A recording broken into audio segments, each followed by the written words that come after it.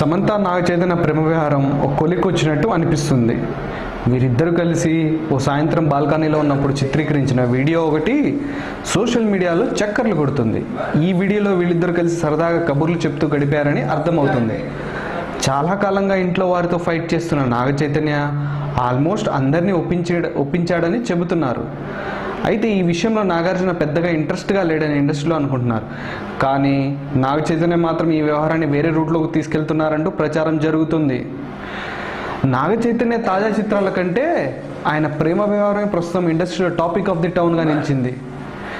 చైతు సమంతతో ప్రేమలో పడ్డాడనే విషయం తెలిసినప్పటి నుండి గాసిప్ రాయుడులకు మంచి వార్త దొరికినట్టయింది. ఇక వీరి ప్రేమ వ్యవహారంపై వారు మరో కొత్త కథ ఫిలిం నగర్లో చక్కర్లు కొడుతుంది. సమంత ప్రేమలో మునిగి తేలుతున్న చైతన్య తన పెళ్లికి మదర్ సపోర్ట్ తీసుకోవాలని అనుకున్నాడట. అంతేకాదు తన మదర్ని చెన్నైకి పంపించి అక్కడ సమంతతో ఓ రోజు మొత్తం చెన్నైలో గడపమని చెప్పాడట. ఇక చెన్నై వెళ్ళిన నాగ చైతన్య మదర్ సమంత కథలే అల్లేస్తున్నారు. తాజాగా గుణగణాల గురించి తెలుసుకొని వారి పెళ్లికి గ్రీన్ సిగ్నల్ ఇచ్చిందని అంటున్నారు.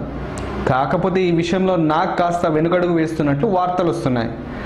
నాగ చైతన్య ఈ విషయం మీద నాగార్జునతో సీరియస్ డిస్కషన్ చేయనున్నాడట.